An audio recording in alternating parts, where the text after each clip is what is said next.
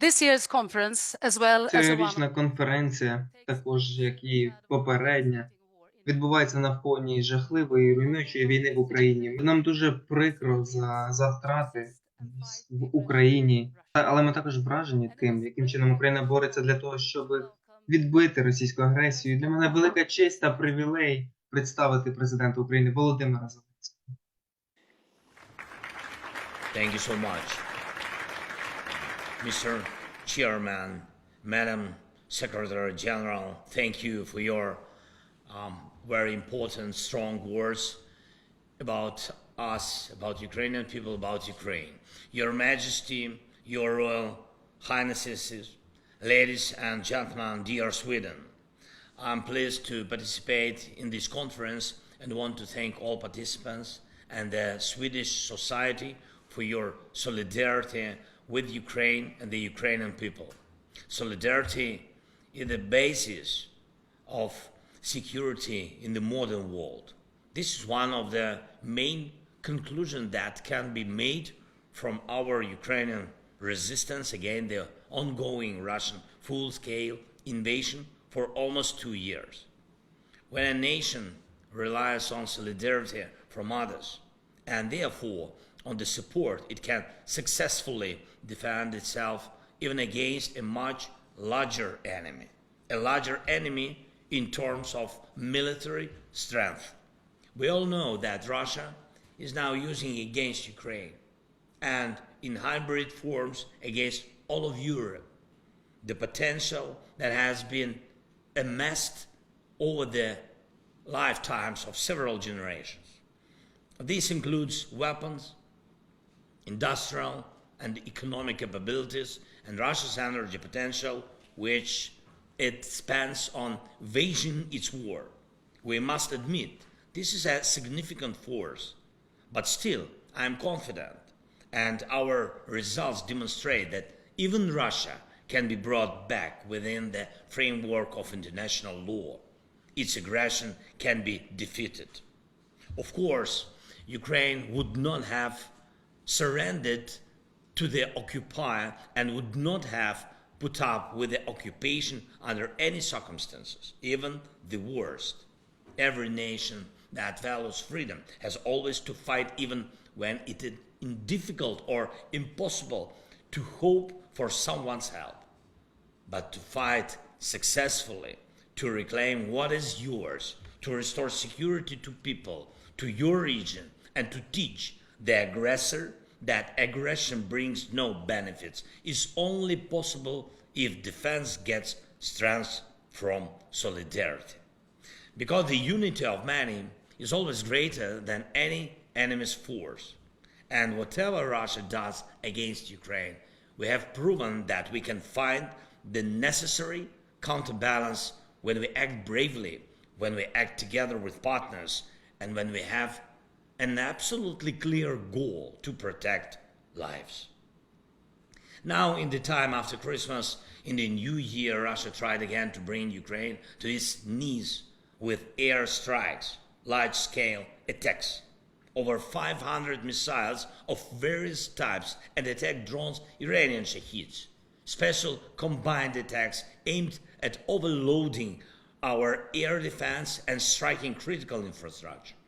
We are protecting the Ukrainian people from this, thanks to air defense systems and other weapons provided by our partners. Sweden has helped us in this regard, and this is one of the obvious victories of solidarity over terror. Almost all of the last year, Russian forces were constantly trying to advance on Ukrainian soil. They spared no human lives or weapons, especially artillery and bombs. But what has Russia achieved? Ukraine has not given up its positions, maintains the necessary bridgeheads, and destroys the logistics, warehouses, and headquarters of the occupiers. We do not allow the Russian occupation to become entrenched. And one of the most significant contributions to this is the manifestation of Swedish solidarity with Ukraine, namely your defense support, the brilliant CV-90s, mighty archers and other weapons and equipment you provided to help our state and save the lives of our soldiers. And I thank you for your help. Political solidarity is equally important. It motivates the most, adds emotional strength, and conforms to nations. They are not alone. Every democracy in Europe should see and be confident that politicians will not compromise the concept of European values if someone is tempted by the concept of spheres of influence. Values must dominate. And this is the case now. We see evidence of this in Europe's support for our movement towards the European Union. Ukraine received the decision it deserved, a decision to start membership negotiations. And this is precisely the political solidarity we need. And Sweden made a choice that also required huge solidarity, the choice regarding NATO membership. And I am grateful to everyone who showed their solidarity with you and has already supported your entry into the alliance, as well as everyone who helps finalize this decision. I hope that the Turkey Parliament will respond positively. But political solidarity is not only in institutional progress, not only in who you are and who you are with, but also in what exactly you all can do together. 2 years of this war have proven that Europe needs its own sufficient arsenal for the defense of freedom, its own capabilities to ensure defense, its own potential that will allow all of Europe or any part of it to stand and preserve itself under any global situation. The alliance is good, but the viability of parts of the alliance is not just better, it is what will always help keep the alliance whole, effective, and a global security leader. And to create an arsenal for the defense of freedom, Europe needs joint weapons production, much larger scale production than now.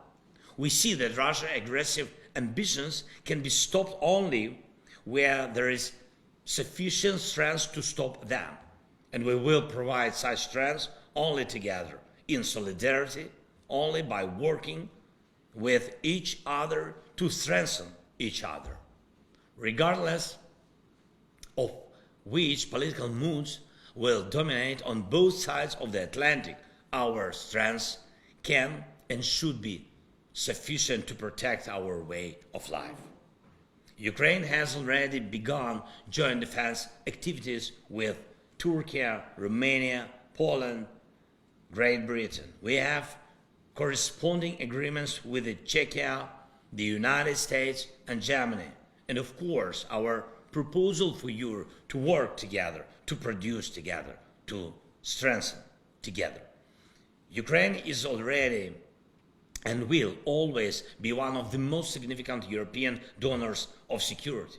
We strive for the best weapons and technology in the world, for our own security and the security of our partners. So joint production with Sweden is a priority for us. And I am confident that the day will come when we will be able to see the opening in Ukraine of the first joint production with you. Our solidarity must go this way for our common interests, joint security. And please always be active in protecting everything that is and can keep together the world, the free world. The more we do together, the fewer chances the enemies of freedom have to break us. Thank you for your attention. Thank you, Sweden. Slava Ukraini.